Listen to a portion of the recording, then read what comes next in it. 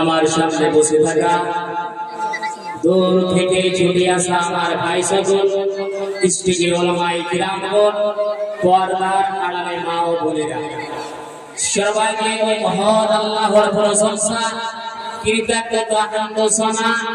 জয় মহান আল্লাহ রাব্বুল আলামিন আমাদেরকে তুলে নিয়ে এসেছে দ্বীনি কথা শোনার সুযোগ করে দিয়েছেন। তাই তিনার মনিবের দরবারে সবাই অন্তর থেকে তার শুকরিয়া আদায় করে সকলেই পড়েন আলহামদুলিল্লাহ।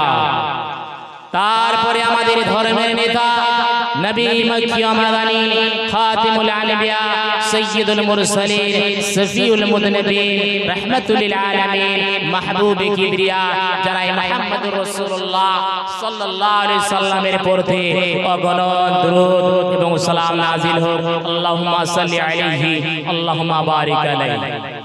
শ্রোতাবৃন্দ, আজকে যে বিষয়টি আমি আপনাদের সামনে বলতে যাচ্ছি সেটি হলো জাহান্নাম সম্পর্কে। মানুষ মৃত্যুর পরে যাবে কোথায়? কিয়ামত। কিয়ামতে সেই জায়গায় কি হবে? মানব জাতির সেই জায়গাতে ফয়সালা হয়ে যাওয়ার পরে সেই জায়গাটা যেতে হবে, সেই হলো দুইটি জায়গা, জান্নাত না হয় জাহান্নাম। শ্রোতাবৃন্দ, তাই জাহান্নামকে কেন্দ্র করে আমি আমার বক্তব্য রাখবো। তার আগে আল্লাহ রাব্বুল আলামিনের কাছে আমি দোয়া করি রাব্বুল আলামিন যেন আমাকে সঠিকভাবে কোরআন এবং সহিহ হাদিসের আলোতে কিছু কথা বলার তৌফিক দান করেন এবং আপনাদেরকে যেন শোনার পরে পরে বেশি বেশি করে আমল করার তৌফিক দান করেন। সকলে পড়ে আল্লাহুম্মা আমিন সুম্মা আমিন।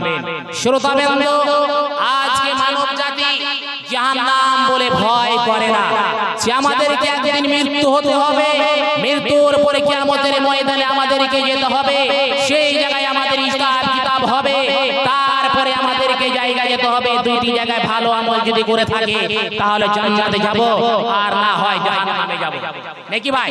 দুইটি রাস্তা তো। তাহলে জাহান্নামকে আমাদেরকে ভয় করতে হবে বন্ধু আমার।